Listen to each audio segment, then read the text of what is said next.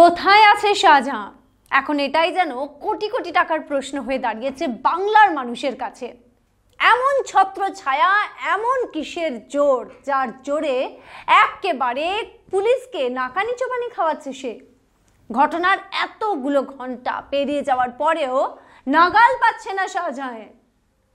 বাংলার পুলিশ, পশ্চিম বাংলার পুলিশ প্রশ্নের একেবারে মুখে রয়েছে। কোথায় শাহজাহান? কেন ব্যর্থ হচ্ছে তারা তাকে গ্রেফতার করতে? প্রশ্ন উঠছে ভিউয়ার্স, শাহজাহান মাথার ওপর এমন কার হাত রয়েছে যার হাতের জেরে এখনো পর্যন্ত তাকে গ্রেফতার করা সম্ভব হচ্ছে না? আর এই শাহজাহানকে ঘিরে একেবারে তোলপাড় গোটা দেশ, কারণ ইডি আধিকারিকরা তাদেরকে আক্রমণ করা হয়েছে। এমন একটা ব্যতিক্রম ঘটনা যেটা ভাবা যায় না, যেটা প্রথমবার হয়তো দেশে এই ঘটনা ঘটেছে। এবং তার সঙ্গেই পুলিশ নাকি তাকে জামিনযোগ্য ধারা দিয়েছে। আর এই নিয়েই প্রশ্ন, এই নিয়েই রাজনীতি তোলপাড় বাংলার। একদিকে তৃণমূল কংগ্রেস বলছে যে তাদের সঙ্গে কোনো যোগাযোগ নেই, কোনো যোগ নেই, তিনি বাংলাদেশে পালিয়েছেন কিনা সে তো জানবে বিএসএফ, অমিত শাহর বিএসএফ। এ কথা বলে কটাক্ষ করেছেন কুণাল ঘোষ। অন্যদিকে পাল্টা অভিযোগ তুলেছেন। কে অভিযোগ তুলেছেন? রাজ্যের বিরোধী দলনেতা। তিনি আবার বলছেন যে এই শাহজাহান যার বিরুদ্ধে একাধিক অভিযোগ রয়েছে। চলুন সবার আগে আপনাদেরকে শোনাই যে কুণাল ঘোষ আর শুভেন্দু অধিকারী শাহজাহানকে নিয়ে ঠিক কি বলেছেন। সেটা হচ্ছে যারা বলছেন না যে যে শাহজাহান পালিয়ে আছেন, তাকে সাহায্য করছে তৃণমূল, এটা সম্পূর্ণ ভিত্তিহীন কথা। কোনো একটা ঘটনা ঘটেছে, তাকে পাওয়া যাচ্ছে না। কেন পাওয়া যাচ্ছে না সেটা সংশ্লিষ্ট ব্যক্তি বলতে পারবেন, পুলিশ প্রশাসন চেষ্টা করছে। কিন্তু অভিযোগটা কারা করছে? বিজেপি। দেশের ব্যাংকগুলোকে যারা লক্ষ লক্ষ কোটি টাকা ফ্রড করে পালিয়ে গেল, তাহলে কি পালাতে সাহায্য করেছিলেন নরেন্দ্র মোদী আর অমিত শাহ? তাদের কাকে কিভাবে বাইরে পাঠানো হয়েছে, সেখানে বিজেপি নেতারা কিভাবে সাহায্য করেছেন, সেগুলো তো ক্রমশ উঠে এসছে। দেখলেন, পাল্টা অভিযোগ, অভিযোগ পাল্টা অভিযোগের পালা একেবারে শুরু হয়ে গেছে বাংলার রাজনীতিতে। আর এখানে দাঁড়িয়ে একের পর এক অভিযোগ আর শিরোনামে হচ্ছে সেই এক নাম। কে এই ব্যক্তি? এত ক্ষমতা যাকে বাংলার পুলিশ, পশ্চিম বাংলার পুলিশ মিলে গ্রেফতার করতে পারছে না। তার খোঁজ খবর নিতে যখন ইডি আধিকারিকরা যাচ্ছে, ভাবুন আমাদের রাজ্যে জ্যোতিপ্রিয় মল্লিকের মতো মন্ত্রী গ্রেফতার হয়েছেন, ডাকাবুকো মন্ত্রী। পার্থ চট্টোপাধ্যায় হেভি ওয়েট একজন ব্যক্তিত্ব রাজ্যের, তিনি গ্রেফতার হয়েছেন। তদন্তকারী সংস্থার আধিকারিকরা তারা গিয়েছেন তাদের বাড়ি থেকে, সেখান থেকে তাদেরকে গ্রেফতার করা হয়েছে। তাদের থেকেও নাকি ইনি পাওয়ারফুল, এই কথা এবার উঠছে। কারণ শাহজাহানকে গ্রেফতার করা তো পরের কথা, যখন ইডি গিয়েছে এই তদন্তের জন্য তাকে জিজ্ঞাসাবাদ করতে তার বাড়িতে, তারপর ইডি আধিকারিকদের কি হাল হয়েছে সেটা আর বলার অপেক্ষা থাকে না। তাহলে কি মন্ত্রীদের থেকেও বেশি ক্ষমতায় শাহজাহান? কার হাত তার মাথার উপর রয়েছে? এই বিষয় নিয়ে আমরা কথা বলবো আমাদের প্রতিনিধি বিবেকের সঙ্গে। বিবেক, একের পর এক চাঞ্চল্যকর তথ্য উঠে আসছে তার বিরুদ্ধে, একের পর এক অভিযোগ উঠে আসছে, আর তাকে নিয়ে এই মুহূর্তে রীতিমতো তোলপাড় রাজ্য রাজনীতি। কে এই ব্যক্তি? এত ক্ষমতা? দেখো, যেটা জানা যাচ্ছে যে সিপিএম আমলে তার নিজের মামা, তিনি কিন্তু এই অঞ্চলের বামফ্রন্টের একেবারে রাজনৈতিকভাবে অত্যন্ত প্রভাবশালী ছিলেন। এবং যেটা জানা যাচ্ছে যে তিনি কিন্তু পঞ্চায়েত প্রধানও ছিলেন, এবং সেই সময় থেকে কিন্তু শাহজাহানের রাজনীতিতে হাতেখড়ি এবং বারবারন্ত 2011-র দিকে যেটা জানা যাচ্ছে যে ক্ষমতা বদলের হাওয়া লক্ষ্য করেই কিন্তু, বা সেটাকে বুঝতে পেরেই কিন্তু তিনি আস্তে আস্তে তৃণমূলের দিকে নাম লেখান। এবং যেটা আমরা এই মুহূর্তে লক্ষ্য করেছি যে ইডির প্রেস রিলিজে তাকে কিন্তু টিএমসির কনভেনার এই নামেও কিন্তু মানে এই শব্দ দিয়ে কিন্তু এই শাহজাহান শেখকে উল্লেখ করা হয়েছে।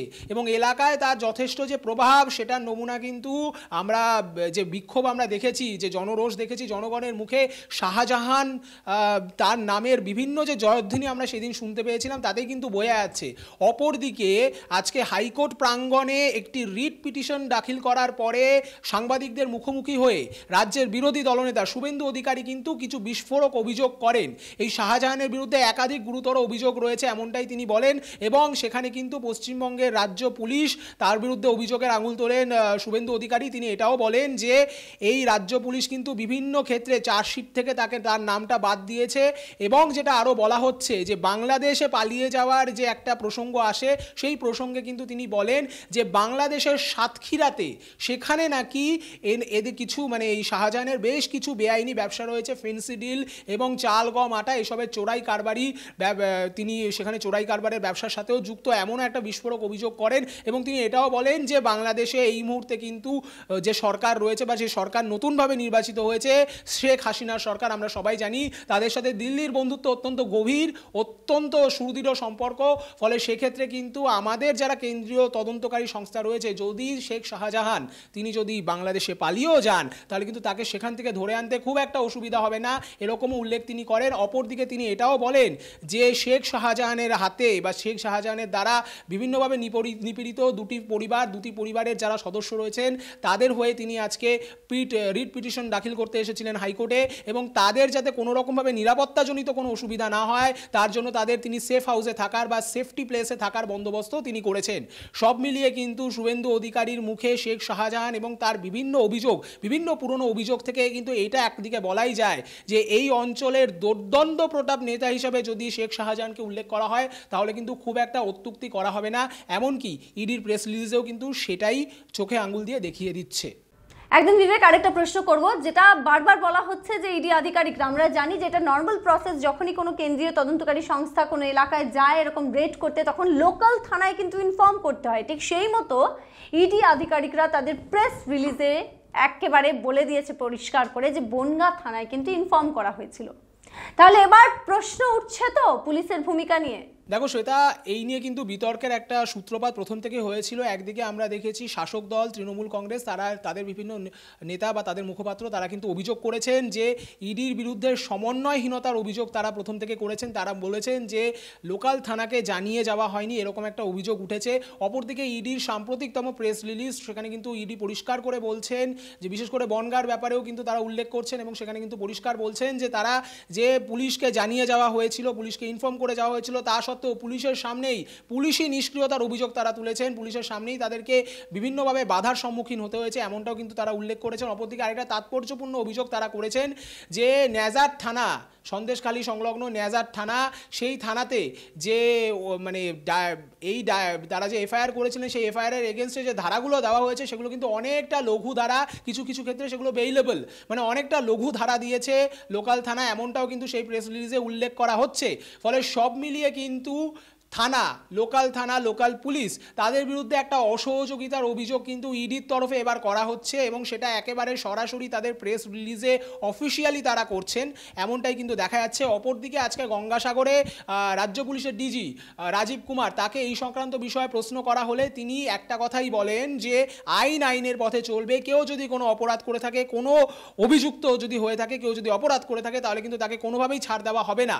সব মিলিয়ে দোষারোপ পাল্টা দোষারোপে কিন্তু এই মুহূর্তে বঙ্গ রাজনীতি সরগরম। তবে সবার শেষে কিন্তু দিনের শেষে একটা সত্যি যেটা সবার উপরে রয়েছে, এই যে পুরো ঘটনা, যাকে ঘিরে যাকে এই ঘটনার মাস্টার মাইন্ড বলা হচ্ছে সেই শাহজাহান শেখ, তিনি কিন্তু এখনো অধরা। তিনি কোথায় কেউ জানে না। রাজ্যপালের নির্দেশ রয়েছে তাকে গ্রেফতার করার জন্য, কিন্তু তার নাগাল এখনো অবধি পশ্চিমবঙ্গের পুলিশ কিন্তু পায়নি।